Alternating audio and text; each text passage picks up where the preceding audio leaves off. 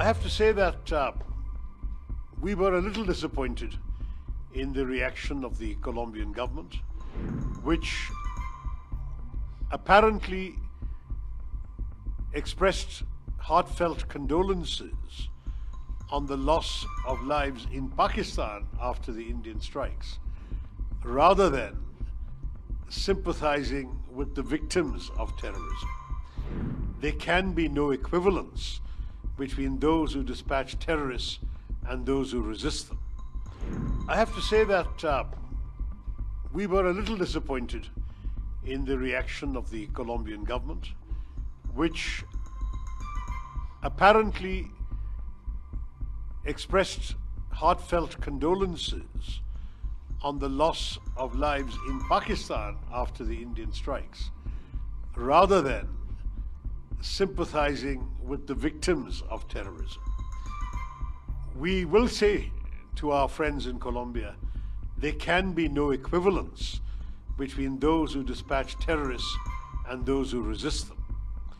There can be no equivalence between those who attack and those who defend. We are only exercising our right of self-defense, and if there is any misunderstanding here on this score, we are here to dispel any such misunderstanding. We're very happy to talk to Colombia in some detail about the circumstances. We have, as I said, very concrete proof. In fact, when this terrorist attack occurred, it was immediately claimed by an organization called the Resistance Front, which is a unit of the Lashkar-e-Toiba based in Murid-ke, Pakistan. There is no doubt that they reiterated this credit the next day. It is only after their handlers realized the damage this could do that they then deleted the claim 2 days later. But the claim has been made. There is no doubt as to where this came from. And we will reserve always the right to hit back. Just as Colombia has endured many terror attacks, so have we in India. We have endured a very large number of attacks for almost 4 decades. Frankly, it is now very well established that Pakistan has been breeding the monsters of terrorism for a very long time for their own purposes. We all know that when Osama bin Laden was being hunted around the world, it was Pakistan that gave him shelter. The Americans found him in a safe house in an army, near an army base in a cantonment city. In other words, they found him and killed him, the world's most wanted terrorist, in Pakistan, a country which sadly has incubated terrorism for some years now, for at least 4 decades now. And for this reason, we would like the government and people of Colombia to understand that there should be no equivalence. Lives lost may be lives lost, but the lives lost in India were those of tourists, of civilians, of nuns, of worshippers, of ordinary people. The lives that were lost in Pakistan were the lives of terrorists, well-known terrorists. There is a difference. On your second question as to where the damage was done this time overwhelmingly in the states bordering Pakistan, that is in Jammu and Kashmir.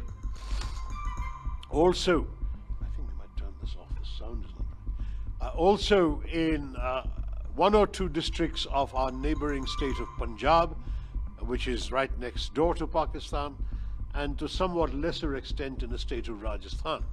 In other words, the Pakistani shelling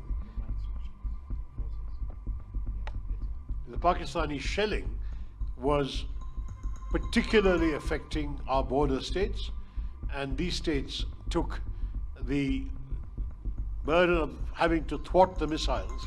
But we were well prepared to defend these states. These are our border states. We defend them well, and we were able to prevent any significant loss of life. There was some property damage, considerable property damage in some places. But it was only in Kashmir that lives were lost. First 26 on the 22nd of April, and then further 19 on the 8th of May. And that is, for us, 45 lives too many. There are still 59 people in hospital, or they were when we left India a week ago. It's a very, very serious situation. There was also, I would say, my friend, an intention on the part of the terrorists to provoke a negative reaction in India against our brothers and sisters from the Muslim community. The terrorists specifically asked if people were Hindu or non-Muslim before shooting them dead. There were 25 Hindus, one of them from Nepal, and one Christian who was shot dead. In addition, of course, the shells killed Sikhs and Christians as well. But I say this to you that India very proudly stayed united. There were some brief moments of anger, as you can understand, in every society, but very quickly India rallied around the unity that is embodied in our country's constitution and the national flag, and we stayed as one voice.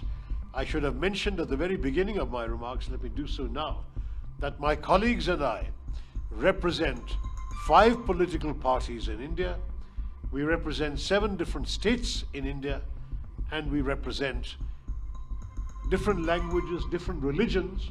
We have 3 religions amongst the 7 of us. We are truly reflective of the diversity of India, whether it's linguistic diversity, political diversity, religious diversity. But we are united in the message we have brought to you in Colombia.